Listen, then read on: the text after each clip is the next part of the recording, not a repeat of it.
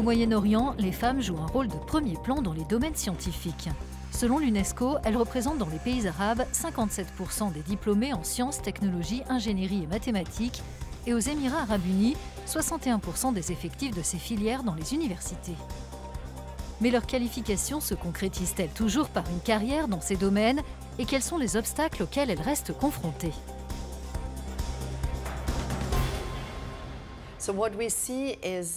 On constate que les femmes renoncent à différentes étapes de leur carrière scientifique. Le premier obstacle se situe à l'école, quand on dit aux filles que les sciences, les mathématiques et l'informatique ne sont pas vraiment pour elles. C'est ce qui explique qu'elles se détournent de ces études dans de nombreuses régions du monde, mais pas dans celle-ci. C'est très intéressant parce que cela contredit l'idée selon laquelle les femmes ne seraient pas intéressées par les sciences, l'informatique et la technologie. Ici, nous voyons qu'elles le sont en réalité. Autre frein, très souvent, les parents pensent que ce n'est pas un domaine d'études intéressant pour les femmes, les filles. Donc, il se peut que leur entourage, les parents, la famille, les enseignants, les découragent tout au long de leur parcours. Quand elles entrent à l'université, d'autres difficultés apparaissent. Les préjugés sexistes, la discrimination. Ainsi, à chaque étape de leur carrière, les femmes scientifiques rencontrent des obstacles. La cérémonie annuelle du prix international L'Oréal UNESCO pour les femmes et la science, dédiée aux jeunes talents du Moyen-Orient et de l'Afrique du Nord, s'est tenue à l'Expo 2020 de Dubaï. 14 femmes scientifiques ont été récompensées, dont 2 originaires des Émirats, pour leurs travaux novateurs dans la photonique et la transplantation d'organes.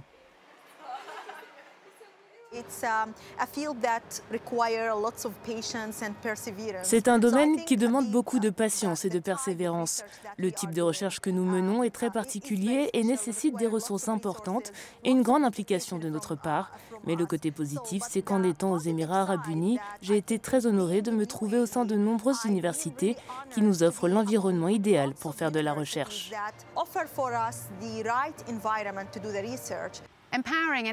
Renforcer les moyens d'action des femmes et les encourager à faire des études contribue à stimuler l'innovation, mais aussi la croissance économique. Les femmes émiraties sont en train de devenir pionnières dans leur domaine. Le gouvernement émirati, mais aussi des communautés d'affaires telles que celle du Dubai Science Park, les aident dans leurs projets. Dans le domaine de la médecine, les femmes émiraties sont de plus en plus nombreuses. Elles représentent au moins 35% des personnels de santé dans le pays. En tant que femme scientifique émirati, j'ai été encouragée à poursuivre mes études, mais aussi à me lancer dans la recherche par le gouvernement et par différents tuteurs au sein de mon université. Mes recherches visent à encourager la transplantation d'organes aux Émirats et dans les pays arabes parce que le génome des populations arabes est sous-représenté dans la base de données mondiale sur le génome. C'est pour cela que dans les pays arabes, les soins de santé sont confrontés à des défis incomparables pour traduire leurs recherches biomédicales en pratiques cliniques. La pandémie de Covid-19 a amené de nouveaux défis scientifiques et le rôle des femmes émiraties a gagné en importance de ce point de vue. À Dubaï, elles s'illustrent en particulier dans le domaine spatial avec la mission Mars des Émirats. Elles ont représenté 34% des effectifs de cette mission et 80% de l'équipe scientifique. J'ai eu le privilège de travailler avec des femmes remarquables, en particulier au sein de l'équipe scientifique de la mission Mars des Émirats.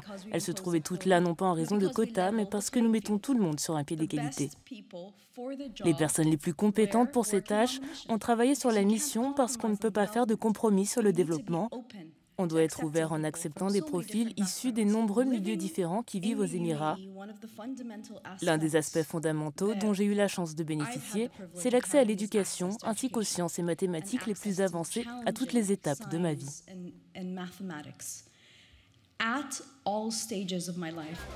Alors que les Émirats reconnaissent le rôle des femmes scientifiques en leur offrant des opportunités professionnelles, le pays espère aussi de cette manière faciliter sa transition vers une économie davantage fondée sur la connaissance.